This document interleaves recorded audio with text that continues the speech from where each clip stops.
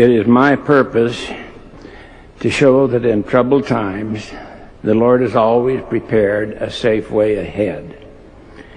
We live in those perilous times which the Apostle Paul prophesied would come in the last days.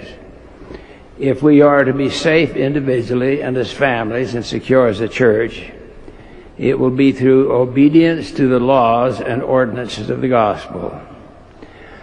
On July 24th, 1849, the saints had been in the valley 2 years to the day. They finally were free from years of mobbing and persecution. That called for a great celebration. Just a few years earlier, under dreadful conditions, the prophet Joseph Smith had suffered in Liberty Jail for months while the mobs drove the saints from their homes. The words liberty and jail do not fit together very well. Joseph called out, "O God, where art thou? And where is the pavilion that covereth thy hiding place? How long shall thy hand be stayed and thine eye, thine pure eye, behold from the eternal heavens the wrongs of thy people and of thy servants, and thy ear be penetrated with their cries?" The prophet Joseph Smith had earlier sought directions, and the Lord told the saints to seek redress from the judges and the governor and then from the president.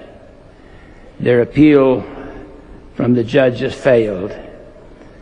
During his life, Joseph Smith was summoned to court over 200 times on all kinds of trumped-up charges. He was never convicted. When they sought redress from Governor Boggs of Missouri, he issued a proclamation.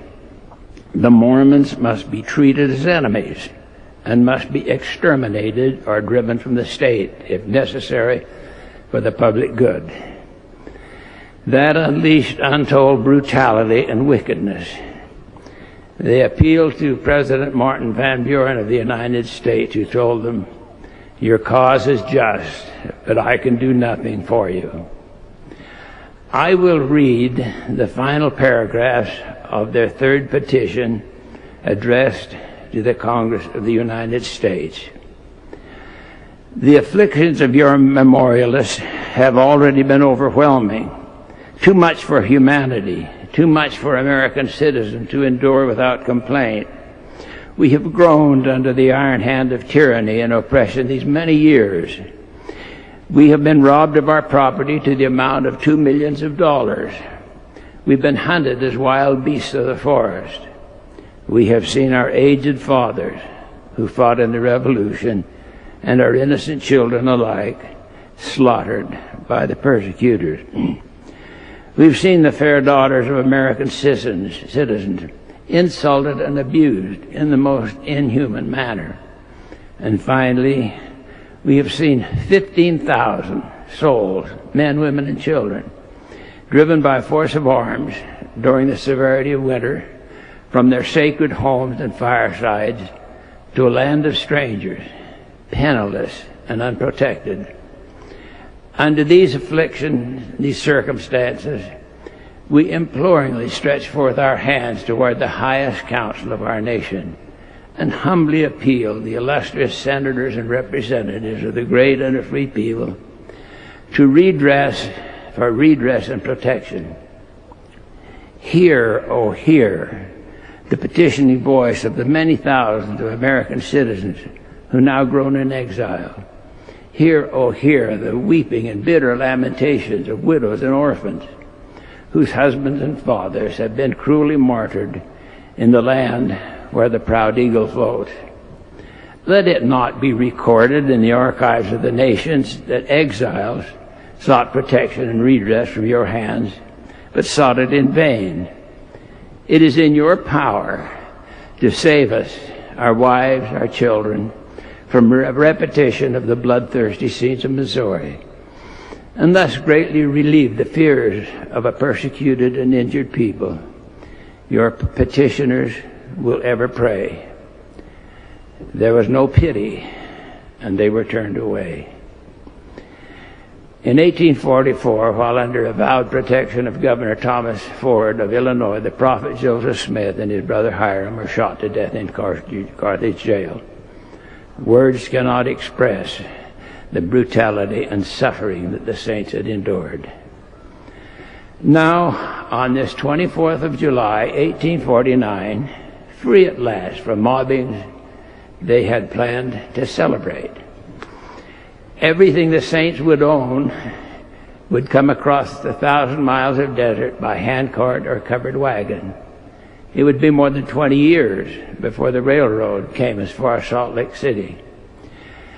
With almost nothing to work with, that celebration would be a grand expression of their feelings.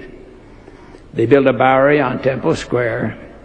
They erected a flagpole 104 feet tall. They made an enormous national flag, 65 feet in length, and unfurled it at the top of this liberty pole. It may seem puzzling, incredible, almost beyond belief, that for the theme of this first celebration, they chose patriotism and loyalty to that same government which had rejected and failed to assist them. What could they have been thinking of? If we can understand why, you will understand the power of the teachings of Christ. Their brass band played as President Brigham Young led a grand procession to Temple Square.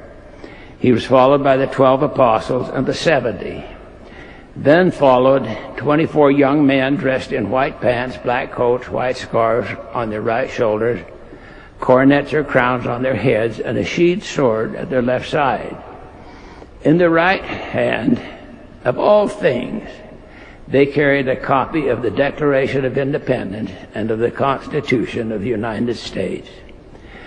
The Declaration of Independence was read by one of those young men.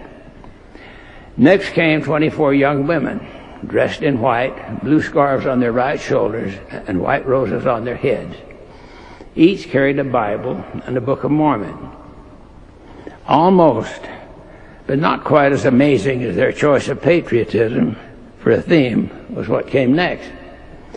24 aged sires, as they were called, led by Patriarch Isaac Morley. They were known as the Silver Grays, all 60 years of age or older. Each carried a staff painted red with a white ribbon floating on top. One carried the Stars and Stripes. These men were a symbol of that priesthood which was from the beginning, from before the world was, and had been restored in this dispensation.